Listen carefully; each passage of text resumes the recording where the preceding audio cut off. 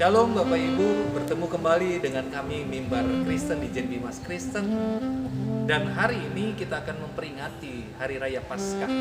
Dan biarlah Hari Raya Paskah ini boleh menjadi puji-pujian bagi nama Tuhan.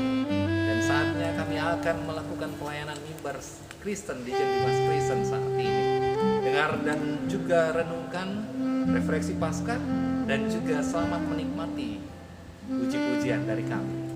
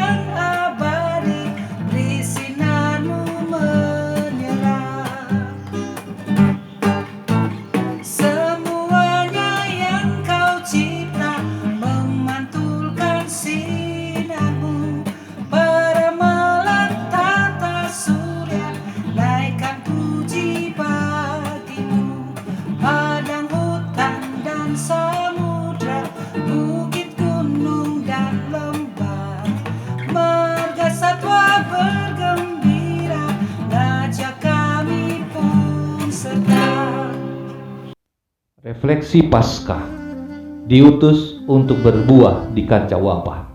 Gereja sebagai kata benda oleh kebencian dan sifat-sifat anarkis manusia dapat dimusnahkan. Tetapi gereja sebagai kata kerja tetap hidup, tetap kreatif dan dinamik berkarya di tengah zaman.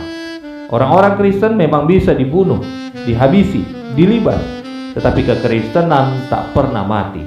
Sejarah telah menyaksikan hal itu. Penganiayaan itu tidak mematikan kekristenan. Orang Kristen tetap bertumbuh dan bertambah. Uskup Smyrna bernama Polikarpus menjadi martir tahun 156. Polikarpus bersama orang-orang Kristen menolak menyembah kaisar dan dewa-dewa Romawi. Mereka hanya beriman kepada Kristus. Orang-orang Smyrna memburu orang-orang Kristen dengan pekik, enyahkan orang-orang kafir. Polikarpus diminta untuk percaya kepada dewa-dewa Roma dan menghujat Kristus. Namun ia tetap menolak. Gubernur Romawi mengancam Polikarpus dengan melemparkan dia ke binatang buas atau bahkan dibakar. Polikarpus tetap tegar, ia setia kepada Kristus. Ia berkata, "Apimu hanya akan membakar 1 jam lamanya, kemudian akan padam. Namun api penghakiman yang akan datang adalah abadi." Akhirnya saudara-saudara, Polikarpus dibakar hidup-hidup. Saudara-saudara, para martir itu memahami benar bahwa ketaatan kepada Allah adalah sesuatu yang absolut. Ketaatan itu berada di atas segala-galanya. Mereka lebih taat kepada Allah daripada kepada manusia. Kisah Para Rasul 5 ayat yang ke-29 menyatakan itu. Mereka berani membayar ketaatan itu dengan kematian yang mesti mereka jalani. Tatkala bangkit dari kematian, pertama kali Yesus menyapa murid-muridnya dengan ungkapan, "Damai sejahtera bagi kamu." Pernyataan ini amat penting untuk menghapus rasa takut, panik, dan pesimisme yang mewarnai kehidupan para murid sesudah kematian Yesus. Yesus memenangkan kematian, memang sosok yang layak dan memiliki kredibilitas untuk menyatakan bahwa damai sejahtera Shalom itu berlaku dan terwujud di antara para murid, di antara umat manusia.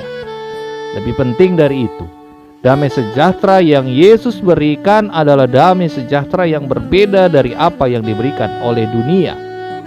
Pernyataan damai sejahtera yang diucapkan sesudah kebangkitan itu dilanjutkan Yesus dengan satu penugasan. "Seperti Bapa mengutus aku, demikian juga aku sekarang mengutus kamu." Yohanes pasal yang ke-20 ayat yang ke-21. Oleh sebab itu, peristiwa Paskah dan pernyataan damai sejahtera tidak berdiri sendiri. Peristiwa itu dilanjutkan dengan tugas pengutusan. Peristiwa Paskah menjadikan gereja sebuah persekutuan yang diutus. yang bergerak menyusuri lorong-lorong dunia.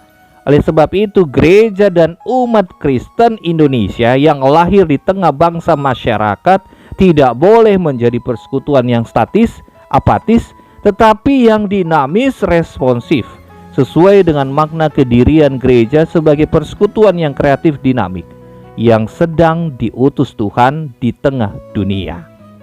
Paskah memberikan perspektif baru bagi gereja dan umat Kristen Indonesia.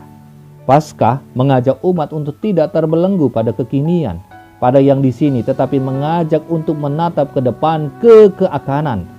Paskah tahun 2020 ini dirayakan dengan sangat khusus oleh karena bangsa kita dan dunia internasional tengah fokus melawan COVID-19 yang telah merenggut ribuan nyawa di berbagai belahan dunia dan ribuan juga yang positif terpapar virus corona itu. Paskah berarti hadirnya hidup dan harapan baru bagi manusia. Gereja yang berpaskah mestinya ikut menyatakan empati dan solidaritas nyata bagi para korban corona, bagi para dokter dan tenaga medis yang berjuang di garda depan menyelamatkan para korban corona, bahkan ikut membantu warga masyarakat yang kehilangan mata pencarian akibat corona. Kita bersyukur bahwa dalam seruan Paskah 2020, Dirjen Bimas Kristen mengajak gereja dan umat Kristen untuk mengembangkan 3 aspek itu, yaitu menjadi gereja yang memuliakan kehidupan, menjadi gereja yang bangkit dan bersaksi, menjadi gereja yang mengembangkan triwawasan, wawasan teologis, oikumenis, dan kebangsaan, agar gereja makin mampu meningkatkan kiprahnya di tengah sejarah. Pernyataan Dirjen ini menjadi amat penting dan strategis ketika dunia digempur oleh kematian lewat COVID-19, genosida terselubung, peperangan antar kelompok dan antar bangsa, angka bunuh diri melonjak. Gereja harus pro dan berpihak pada kehidupan dan secara sadar melawan kematian. Merujuk kepada pernyataan Dirjen sebagaimana dikutip di atas, peristiwa Paskah seharusnya makin menyadarkan gereja bahwa gereja adalah komunitas yang mesti bersaksi dan melayani di tengah realitas dunia dalam kondisi apapun. Paskah harus mendorong gereja menjadi komunitas yang berbuah di kancah wabah dan bukan komunitas yang pasrah menjadi kehilangan gairah dan darah. Selamat Paskah.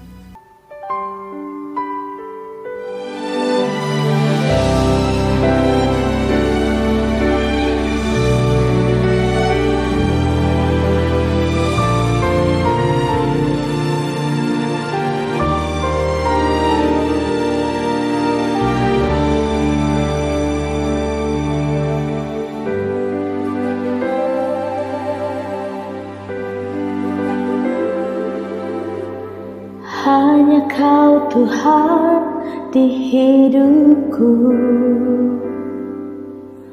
Kau berikan hidup yang baru.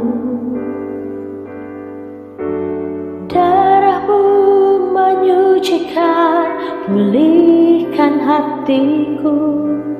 Ku nyatakan Kaulah segalanya.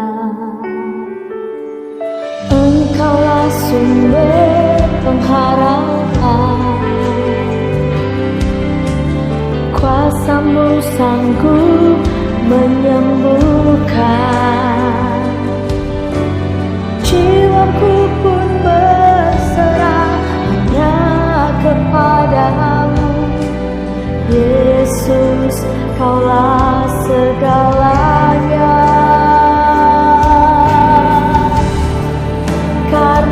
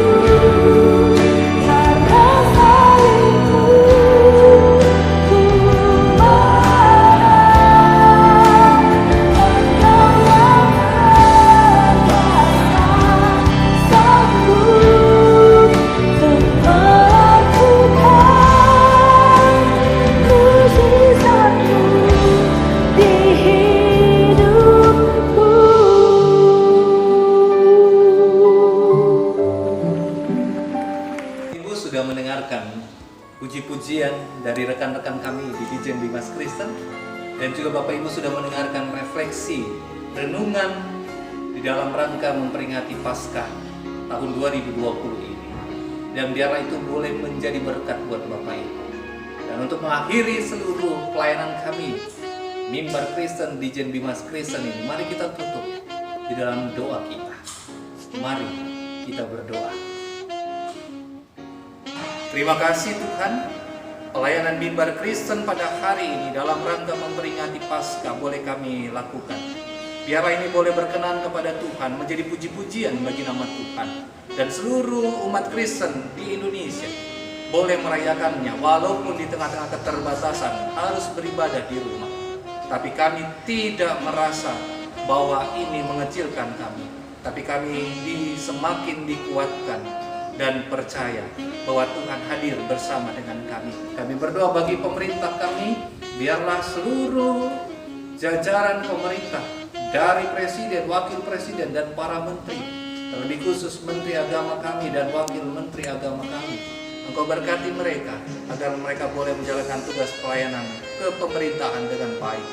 Pejabat-pejabat di Direktorat Jenderal Bimbingan Masyarakat Kristen, dari pejabat eselon 1 Dirjen Bimas Kristen, pejabat eselon 2, 3, dan 4, dan seluruh pegawai yang ada di Direktorat Jenderal Bimbingan Masyarakat Kristen dimampukan untuk melayani umat Kristen dengan luar biasa.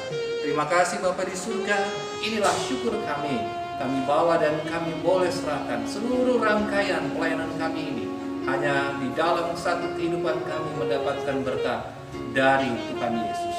Haleluya. Amin. Demikian Bapak Ibu, inilah pelayanan kami yang kami bisa bawa dan kami berikan buat Bapak Ibu. Biarlah ini boleh menjadi kekuatan yang luar biasa diberikan oleh Tuhan. Atas nama tim kerja Mimbar Kristen Dijen Bimas Kristen, kami mengucapkan Selamat Paskah. Kebangkitan Tuhan Yesus memberikan pengharapan dan kehidupan yang baru. Tuhan memberkati. Kami tunggu kunjungan Bapak Ibu di website kami yang ada di bawah ini, dan juga subscribe dari Bapak Ibu untuk YouTube kami.